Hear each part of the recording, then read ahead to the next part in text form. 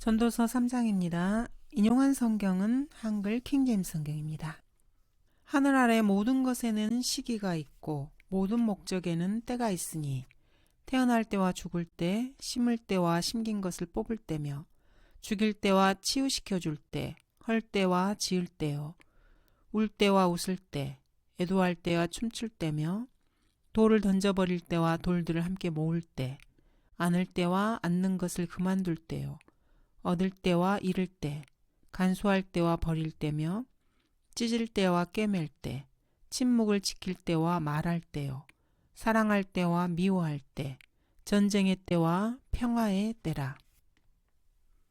전도서 3장 1절에서 8절은 사실 무신론자들과 인본주의자들, 이 시대의 성도착자들을 위한 아득한 보금자리처럼 보입니다. 태어날 때와 죽을 때, 심을 때와 심긴 것을 뽑을 때라고 말씀하십니다. 어떤 사람의 정혼을 파헤치고 또 3절에서처럼 죽일 때와 치울 때가 있다는 이 변명거리를 가지고 알라나 마호메트를 조롱하는 사람을 죽이기도 합니다. 도발적으로 허리를 흔들면서 벨리 댄스를 출 수도 있습니다. 왜냐하면 4절에 춤출 때가 있다고 말하기 때문입니다. 라스베가스에서 도박을 하거나 누군가를 유괴할 수도 있습니다. 왜냐하면 얻을 때와 잃을 때가 있다고 말씀하기 때문입니다. 사랑할 때와 미워할 때, 전쟁의 때와 평화의 때가 있다고 말씀하십니다. 이 말씀을 가지고 그리스도인들을 미워하며 화형때에 불태울 수도 있습니다. 또는 남자 역을 하는 여성 동성 연애자들과 레즈비언들과 남자 동성 연애자들과 동거할 수도 있습니다. 왜냐하면 사랑할 때가 있다고 말씀하기 때문입니다. 폴란드나 오스트리아, 프랑스, 이라크를 침략할 수도 있습니다. 왜냐하면 성경의 전쟁의 때라고 말씀하기 때문입니다. 이런 짓을 하면서 성경을 인용하며 그래도 괜찮다라고 주장하는 사람들이 있습니다. 이 말씀은 그 다음 11절에서 14절의 근거에서 해석이 되어야만 합니다. 하나님께서는 사람들이 올바르게 행동하고 주님을 두려워하도록 할 때를 정하시기 때문입니다. 그는 모든 것을 그의 때에 아름답게 지으시고 또한 그 세상을 그들의 마음속에 드시어 하나님께서 지으신 일을 처음부터 마지막까지 사람이 찾아낼 수 없게 하셨도다. 사람이 기뻐하는 것과 그의 생애 속에서 선을 행하는 것 말고는 그것들 중에 선이 없음을 내가 아노라. 내가 아는 것은 하나님께서 하신 것은 무엇이나 영원히 있을 것이라는 것이라. 아무것도 거기에 첨가될 수 없고 또 아무것도 거기서 뺄 수도 없으니 하나님께서 그것을 행하심은 사람이 그분 앞에서 두려워하게 하려 하심이라. 해 아래에 있는 이러한 때는 바로 하나님께서 사람들을 주님을 두려워하기 위해서 정하신다는 것입니다. 이것에 근거해서 1절부터 8절을 봐야 합니다. 전도서 3장 1절에서 8절은 28가지 항목을 나열하고 있습니다. 28은 바로 달의 공전 주기를 말합니다. 달은 징조와 계절을 위해서 창세기 1장 14절에 보시면은 있다고 말씀하십니다. 이 3장의 이 부분은 전도서 2장 24절에서 26절에 말씀하신 그 기록된 내용과 완전히 흐름이 다릅니다. 2장 26절에서는 이는 하나님께서 그가 보시기에 선한 자에게 지혜와 지식과 기쁨을 주시나 죄인에게는 노고를 주시어 모아 쌓게 하셔서 하나님 앞에 선한 자에게 주려 하심이니 이것도 헛되어 영의 고통이라고 말씀하고 있습니다. 이 2장 끝부분과 3장의 이 부분이 완전히 흐름이 다른 것입니다. 2장 끝부분을 기록하고 나서 한 달이나 1년 혹은 10년의 시간이 흘렀을 수도 있는 것입니다. 어떤 일들은 때를 얻든지 못 얻든지 수용해야 할 때가 있습니다. 그렇지만 시대의 표적들을 분별할 줄 알아야 할 때도 있습니다.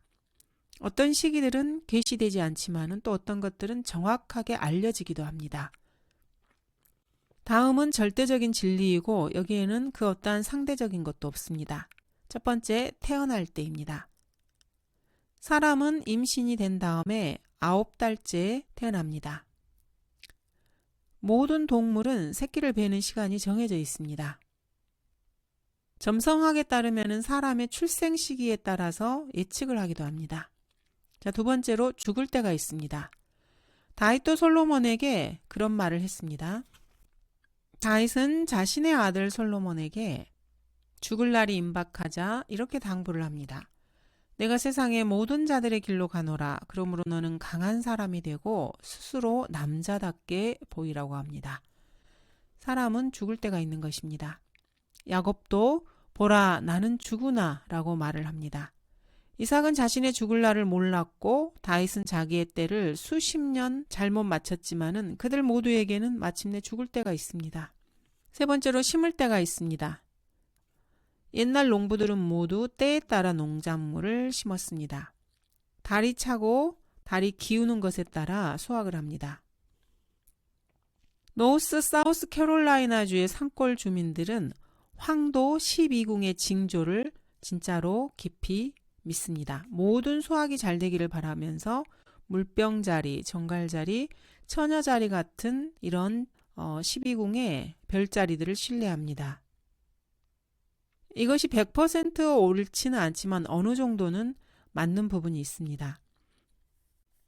땅이 따뜻해지기 전에 오크라를 심으면 수확이 잘 되지 못합니다. 캐나다 매니토바주와 서스캐처원주에서는 피칸 호두나무를 기를 수가 없습니다. 캔자스주의 시올은 밀을 심기에는 좋지 않은 때입니다. 엘라바마주의 5월은 감자를 심기에 좋지 않은 때입니다. 이 심을 때는 또한 어떤 땅에 한 민족을 심을 때가 있다는 의미이기도 합니다. 단순히 농작물을 심는 것을 말하지 않습니다. 예레미야 18장 9절에서는 이렇게 말씀하십니다. 내가 한 민족과 한 왕국에 관하여 그것을 세우고 심으리라고 말할 경우에 주님께서는 왕국과 민족을 심기도 하시고 뽑기도 하시는 분이십니다. 주가 이같이 말하노라. 칼에서 살아남은 백성이 광야에서 은혜를 얻었나니 곧 내가 이스라엘로 안식을 얻게 하려고 간 때니라. 이스라엘 민족에게 안식을 주시는 때도 있습니다. 네 번째, 심긴 것을 뽑을 때. 1차적으로 이것은 이방 민족들에 대한 언급이기도 합니다. 그렇지만 농작물에도 분명히 적용이 됩니다. 주님께서는 민족들을 심기도 하시고 뽑기도 하십니다. 민족의 흥망성쇠가 주님의 손에 달려있는 것입니다.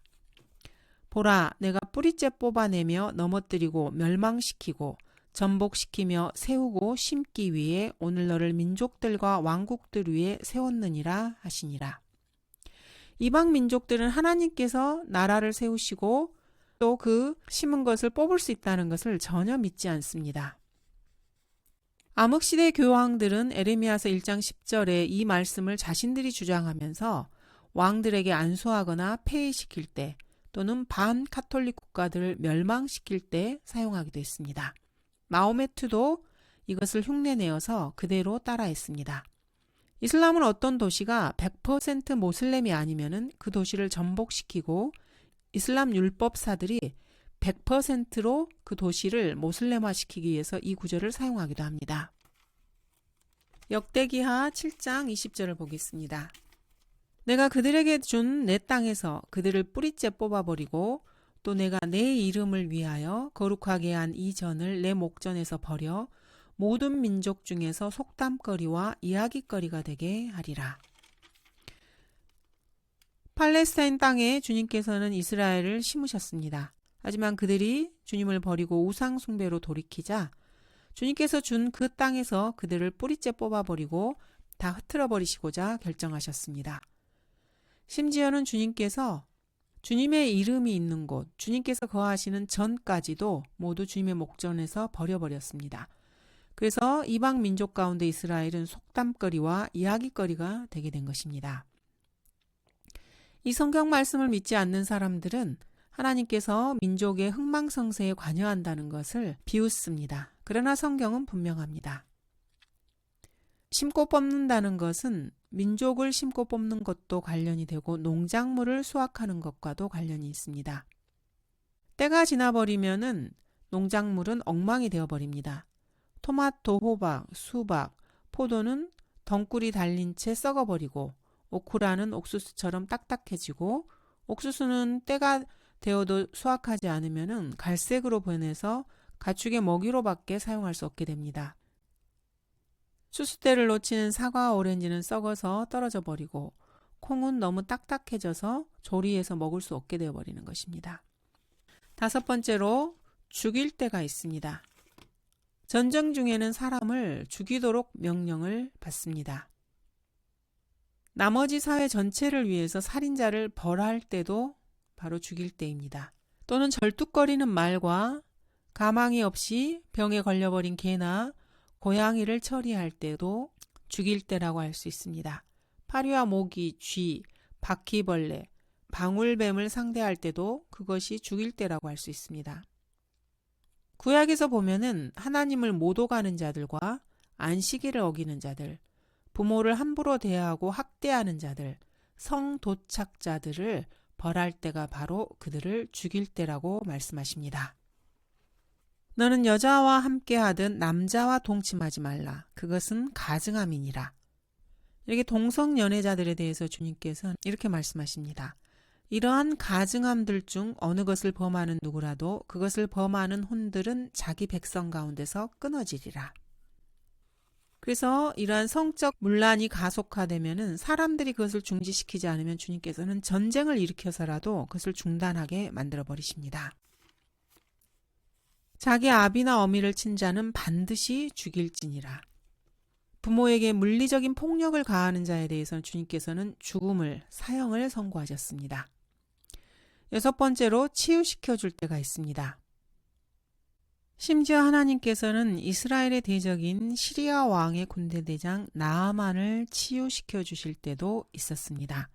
열왕기하 5장에 그 예가 잘 나와 있습니다. 그는 주인에게 크고 존귀한 사람이었습니다.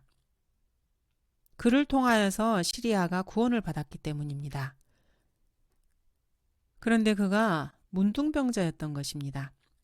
나만의 아내를 시중들던 이스라엘 땅에서 잡혀온 어린 여종이 사마리아에 있는 선지자와 자신의 주인이 함께 있었으면 좋겠다고 하면서 그 선지자가 문둥병을 고쳐줄 것이라고 말을 합니다. 이 말을 들은 시리아 왕은 이스라엘 왕에게 예물과 더불어서 서신을 보내게 됩니다. 자신의 종 나아만을 그 서신과 함께 보내니 문둥병을 고쳐달라는 것입니다. 이스라엘 왕의 입장에서 그 편지를 읽고 나서 시리아 왕이 자신에게 전쟁을 거는 것이라고밖에 볼 수 없습니다. 왜냐하면 사람이 어떻게 해서 다른 사람의 문둥병을 고칠 수 있겠습니까? 이 이스라엘의 왕은 사실 시리아 왕만큼도 하나님에 대한 믿음이 없었던 사람이라고 할 수 있습니다. 시리아 왕은 이스라엘 소녀의 말을 듣고 이스라엘로 가면은 문둥병을 고칠 수 있는 선지자가 있을 것이라고 믿었던 것입니다. 그러나 이스라엘의 왕은 자기 나라에 그러한 선지자가 있다는 것도 믿지 못했던 것입니다. 하나님의 사람인 엘리사가 이러한 소식을 듣고서 서신을 왕에게 보내어서 그를 자신에게 데려오면은 이스라엘의 선지자가 있다는 것을 알려줄 것이라고 말합니다. 이 내용은 너무나 유명한 이야기에서 누구나 다 아는 이야기입니다. 나아만이 오자 엘리사는 요단강에 가서 7번 씻으라고 말을 합니다. 그러면 그 살이 회복되고 깨끗하게 된다고 말을 하죠. 처음에 나아만은 노예에서 돌아가면서 자기가 생각한 것과 다른 해결책을 제시한 엘리사에 대해서 말하면서 다마스커스의 강이 이스라엘의 물보다 더 낫다고 말을 합니다. 그 강들에서 씻으면 자신이 더 깨끗해질 것이라고 말을 하는 것이죠. 나아만은 참으로 현명한 종이 있었습니다. 종은 나아만에게 만일 그 선지자가 당신께 어떤 큰 일을 하라고 명하였다면 그 일을 하지 않았겠습니까? 하면서 하물며 씻어서 깨끗해지라고 하는 그 쉬운 것을 못하겠습니까? 라고 말을 합니다. 그래서 나아만은 순종하게 되고 요단강에 7번 몸을 담그게 되었고 어린아이의 살과 같이 회복되었습니다. 이렇게 주님께서는 치유시켜 주실 때가 있는 것입니다. 특히 하나님의 말씀에 믿음을 발휘하는 사람들에게는 더 많이 치유를 시켜주십니다. 이런 물리적인 치유뿐 아니라 어떤 민족이 영적으로 병들어서 치유가 필요할 때도 있습니다. 주께서 유다를 완전히 거부하셨나이까? 주의 혼이 시온을 싫어하셨나이까? 어찌하여 주께서 우리를 치시고 우리를 위하여 치유하지 않으시나이까? 우리가 화평을 바랐으나 좋은 것이 없고 치유 때를 바랐으나 고난을 보나이다. 유대인들이 주께로부터 치유를 받지 못한 것은 그들이 영적으로 완전히 부패하고 병들었기 때문이었습니다. 이사야 1장에서도 이렇게 말씀하십니다. 너희가 어찌하여 매를 더 맞으려느냐? 너희가 더욱더 반역하리니 온 머리는 병들었고 온몸은 기진하였도다. 발바닥에서 머리끝까지 그 어느 곳도 성한 데가 없고 다만 상처와 상한 것과 골문 자국뿐이요. 그것들은 봉합되거나 싸매지거나 향유를 발라 유연하게 되지도 못하였도다.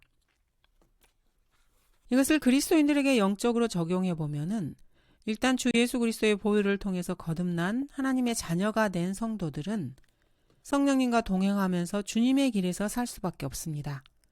그렇게 하지 않고 세상의 눈을 돌리고 세상을 따라 살고자 하면은 계속해서 매를 더 맞을 뿐입니다. 그 매를 피하려고 온갖 행동을 다 하고 이것저것 자기의 머리로 해결책을 만들어도 소용이 없습니다. 그 성도가 주님께로 돌이키게 하기 위해서 주님께서 주시는 징계이기 때문에 주님께 돌이키고 하나님을 붙잡고 주님을 신뢰하는 것 외에는 상황이 결코 바뀌지 않습니다. 그래서 현명하고 똑똑한 성도라면은 자신에게 임하는 어려운 상황에 매어서 자기 뜻대로 그것을 해결하려고 하는 것보다 하루라도 한시라도 빨리 주님께 나아가 부복하고 겸손하게 주님께 자신의 마음을 의탁하고 주님을 신뢰하는 것이 가장 좋은 문제 해결책입니다. 때로는 성읍이 병이 들기도 합니다. 바벨론이 갑자기 쓰러져서 멸망하였으니 그녀를 위하여 애곡하라. 그녀의 아픔을 위해 유향을 쓰라. 그렇게 하면 그녀가 나을 수도 있으리라. 우리가 바벨론을 치유하였으면 하였으나 그녀는 치유되지 아니하였도다. 그녀를 버리고 우리 각자는 자기 본토로 돌아가자. 이는 그녀의 심판이 하늘까지 미치고 창공에까지 올려졌습니다. 이방 민족의 심판 역시 그들의 죄의 결과입니다. 7번째로는 헐때가 있습니다. 구체적인 예를 역대기하 26장 6절에서 보도록 하겠습니다. 그가 나가서 필리스티아인들과 싸워 가드 성벽과 야분의 성벽과 아스돗 성벽을 헐고 아스돗 주위와 필리스티아인들 가운데 성읍들을 건축하니. 이것은 우시아가 필리스티아인들과 싸워서 그 성벽을 헐어버리는 이야기입니다. 이렇게 헐때가 있습니다. 또 그들이 하나님의 전을 불사르고 예루살렘 성벽을 부수며 불로 그 모든 궁들을 사르고 그 모든 귀한 기명들을 파괴하였으며. 이방 민족들만, 이방의 도시들만 헐때가 있는 것이 아닙니다. 하나님께서는 자신의 이름을 예루살렘 시온산에 두시기 위해 성전을 세우게 하셨지만은 이스라엘 민족이 하나님을 버리고 우상에게로 돌이켰을 때 하나님의 성전까지도 다 헐어버리십니다. 하나님의 전까지도 모두 다 헐어버리고 거기에 있는 보물들 역시 다 탈취당하게 하십니다. 대환란 때 이스라엘은 이와 동일한 일을 다시 한번 겪게 될 것입니다. 예수께서 그들에게 말씀하시기를 너희가 이 모든 것을 보지 못하느냐. 진실로 내가 너희에게 말하노니 여기 돌 하나도 돌 위에 남지 않고 다 무너지리라고 하시더라. 이 말씀은 이중적으로 적용이 가능합니다. 이 예언의 성취는 아주 인간적인 관점으로 보면은 일어날 것 같지 않습니다. 첫째는 성전의 어떤 돌들의 크기는 가로가 20m, 세로가 2.5m, 높이가 3m나 되기 때문입니다. 두 번째로는 이것은 헤롯 성전으로 로마인들에 의해 건축되었는데 왜 로마인들이 자신들이 건축한 것을 파괴하겠는가 이렇게 생각할 수 있습니다. 마지막으로 로마의 티투스 장군은 매우 온화한 성품의 사령관이었기 때문에 이런 파괴를 정상적으로라면은 결코 명령하지 않을 것이기 때문입니다. 그것이 바로 역사의 기록입니다. 그러나 예수님께서 뭔가를 예언하신다면은 그것은 반드시 예언한 그 글자 그대로 다 일어나야만 합니다. 주님께서 그렇게 말씀하셨기 때문입니다. AD 70년에 로마의 군인들은 성전의 돌들을 부순 것뿐만 아니라 성전 안에 묻혀 있을 것이라고 자신들이 들은 그 금을 찾기 위해서 성전터의 땅을 파헤치기까지 했습니다. 이렇게 주님께서 뭔가 헐어질 것이라고 말씀하시면은 반드시 그렇게 되는 것입니다. 건물이 오래되면 때로 부서야 할 때가 있습니다. 죄인들의 정신적인 요새들 역시 무너뜨려야 할 때가 있고 오래된 물건 역시 박살을 낼 때가 있습니다. 즉 헐 때가 있는 것입니다. 부정적인 사고에다가 긍정적인 사고와 동일한 쥐를 주고 있는 것입니다. 죽을 때가 있으면은 울 때도 있고 애도할 때도 있고 잃을 때도 있고 미워할 때도 있다는 것입니다. 그리고 전쟁과 같은 부정적인 내용으로 진수를 완성시키고 있습니다. 자동차 배터리에는 음과 극이 있습니다. 그렇지 못하면 자동차는 움직이지 못합니다. 죄와 술취함, 성도착, 사기, 탈취, 공갈, 음란물, 성경 병개, 마귀가 손댄 성서들, 도덕적 불결함을 미워하지 못하는 사람은 사실 자신이 살고 있는 사회에 위험한 인물입니다. 8번째로 지을 때가 있습니다. 에스라와 느헤미야서에서 이 지을 때가 잘 예시되어 있습니다. 신약에서도 영적인 성장과 그리스도의 몸과 관련해서 그 예가 잘 나오고 있습니다. 사도행전 20장 32절입니다. 이제 형제들아 내가 너희를 하나님과 그분의 은혜의 말씀에 의탁하노니 그 말씀이 능히 너희를 굳게 세워줄 것이며 또 거룩하게 된 모든 사람 가운데서 너희에게 유업을 줄 것이라. 하나님의 말씀이 성도들을 굳게 세워주신다고 말씀하십니다. 굳게 세울 때가 있는 것입니다. 그리스도의 몸된 교회 역시 굳게 세워질 때가 있습니다. 에베소서 4장 12절부터 16절은 이 일을 잘 예시해주고 있습니다. 이는 성도들을 온전케 하며 섬기는 일을 하게 하고 그리스도의 몸을 세우게 하여 우리 모두가 믿음의 하나됨과 하나님의 아들을 아는 지식의 하나됨에 도달하게 하고 온전한 사람이 되어 그리스도의 충만하심에 장성한 분량에까지 이르게 하려 하심이라. 그리하여 우리가 이제부터는 더 이상 어린아이가 아니요 사람들의 속임수와 교활한 술책으로 그들이 속이려고 숨어서 기다리는 온갖 교리의 풍조에 밀려 이리저리 다니지 아니하고 오직 사랑 안에서 진리를 말하며 우리가 모든 일에 성장하여 그에게 이르리니 그는 머리시며 곧 그리스도시니라. 그로부터 온몸이 각 부분의 분량 안에서의 효과적인 역사를 따라 각 마디를 통하여 공급을 받아 알맞게 결합되고 체격이 형성되어 몸을 성장시키며 사랑 안에서 몸 자체를 세워나가느니라.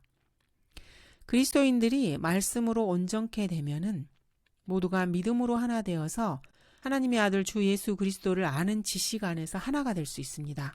그리고 온전한 사람이 되어서 주님이 원하시는 충만하신 장성한 분량에까지 이르는 것입니다. 이것이 성도들이 추구해야 할 목표입니다. 그렇게 되면은 더 이상 그리스도인들은 어린아이가 아니고 사람들이 말하는 그런 속임수, 교활함, 그런 술책에서 벗어나 온갖 이상한 교리에 밀려다니지 않습니다. 그리고 사랑 안에서 진리만을 말하고 모든 일에 성장하여서 그리스도인들의 머리이신 곧 그리스도께 이를 수 있는 것입니다. 이것이 바로 그리스도의 몸된 교회 자체가 성장하여서 사랑 안에서 서로를 세워나가는 것입니다. 9번째로는 울 때가 있습니다.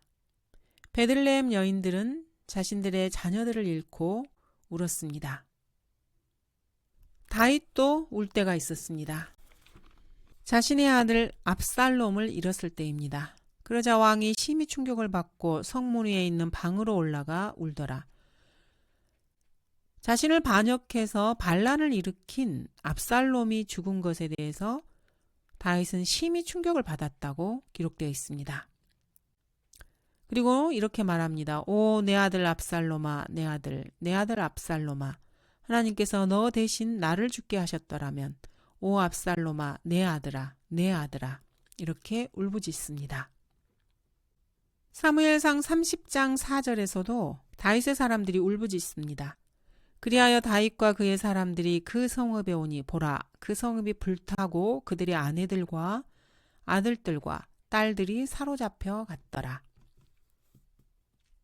아말렉인들이 남부와 시클락을 공격해서 자신들의 아내들과 자녀들, 소유를 다 가져가고 그곳에 불을 질렀을 때 다윗과 함께 있던 사람들이 이렇게 울부짖었던 것입니다.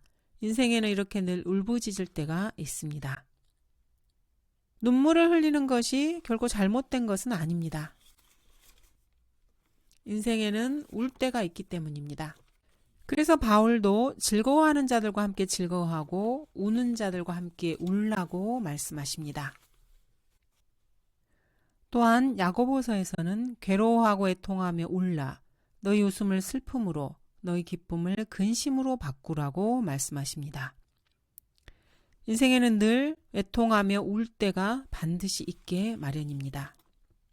우리 그리스도인들이 소망이 없는 다른 사람들과 같이 슬퍼하진 않지만은 우리 그리스도인들의 사역의 모범이 되는 바울 역시도 자신의 생애 가운데 여러 번 아기처럼 울기도 했습니다.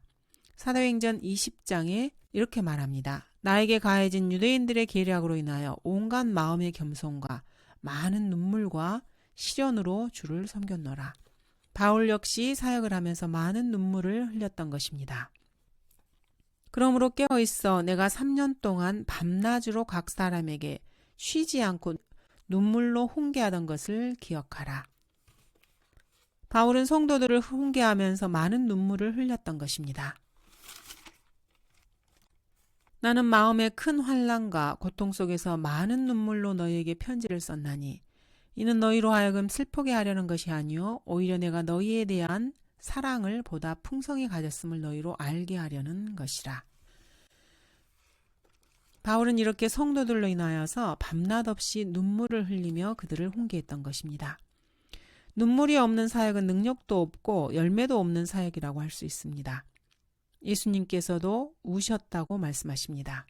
10번째로 웃을 때가 있습니다.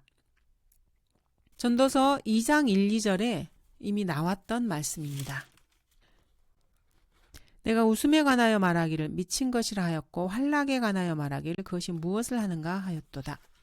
솔로몬 왕은 환락과 웃음을 시험해 보고자 했던 것입니다. 영적으로 이 말씀을 적용해 보자면은 우리 그리스도인들의 구원이 완성되는 때, 즉 휴거되고 이스라엘이 회복되는 때 참된 진정한 웃음이 있게 될 것입니다. 이스라엘이 회복될 때 우리 그리스도인들도 참된 웃음을 웃게 될 것입니다. 그때 우리의 입은 웃음으로 가득 찼고 우리의 혀는 노래로 가득 찼도다. 그때 이방 가운데 있는 자들이 말하기를 주께서 그들을 위하여 위대한 일들을 행하셨다 하였도다. 진정으로 웃을 날이 우리 그리스도인들 앞을 기다리고 있습니다. 보라, 하나님께서는 온전한 사람을 버리지 아니하시며 행악자들을 도와주지 아니하시나니 웃음으로 내 입을 즐거움으로 내 입술을 채워주시기 전에 너를 미워하는 자들은 수치로 옷 입을 것이요 악인들의 처소는 없어지리라 하더라. 주님께서 우리 그리스도인들에게 웃음으로 즐거움으로 채워주시기 전에 우리가 휴거되어서 참된 기쁨, 참된 웃음을 맛보기 전에 이 땅에 있는 우리를 미워하는 자들을 주님께서 다 쓸어버리실 것입니다. 하늘뜰에 앉으신 분도 웃으십니다. 하늘뜰에 앉으신 분이 웃으실 것이요 주께서 그들을 조롱하시리로다.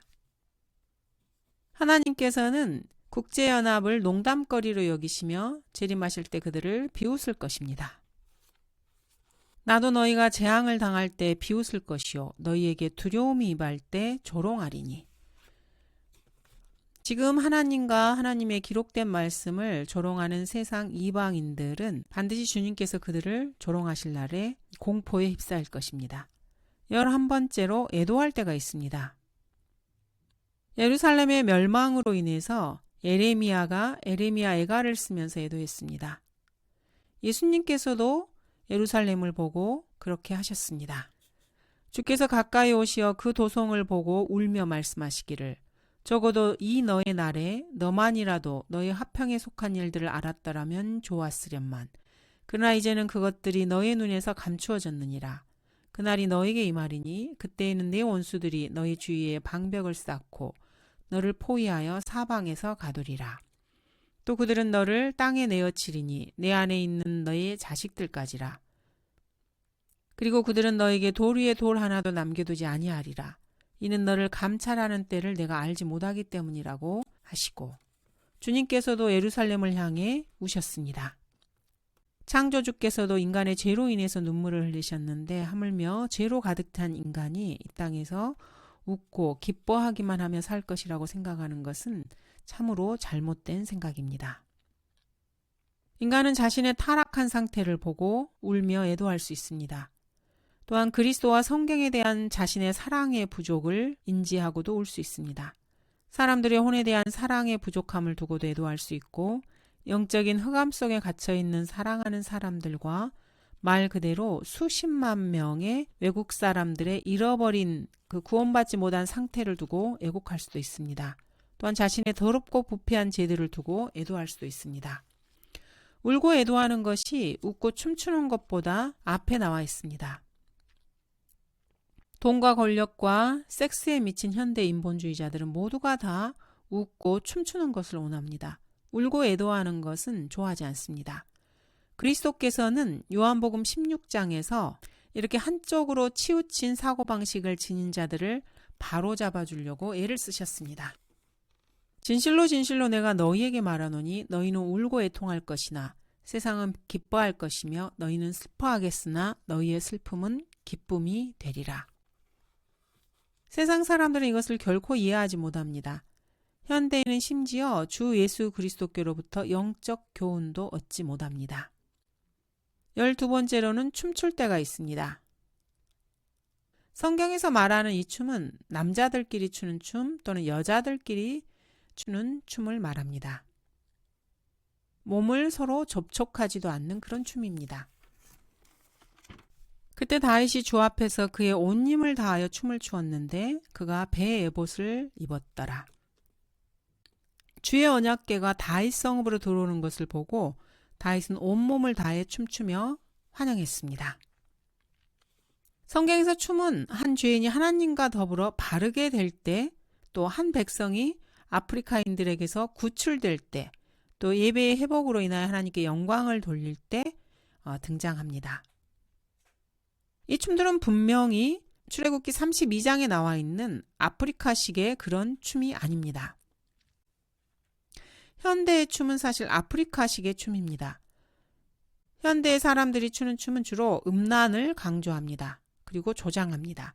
재즈춤, 배꼽춤, 하복부를 내놓고 비트는 춤, 최신 춤들 모두 다 함족에게서 나온 춤들입니다. 그리고 그러한 춤들에 동반된 음악을 로큰롤이라고 하는데 진짜 현대 음악 전문가라면 누구나 다 알고 있듯이 그 용어 자체는 말 그대로 육체적 음행을 언급하는 말입니다. 그것을 여러분이 몰랐다면 지금이라도 아시기 바랍니다. 모른다고 해서 더 이상 무죄가 되는 것은 아닙니다. 현대의 춤들은 모두가 다 더러운 춤이고 아프리카식 춤입니다. 나머지 13번째 이유는 다음 시간에 이어서 하도록 하겠습니다. 감사합니다.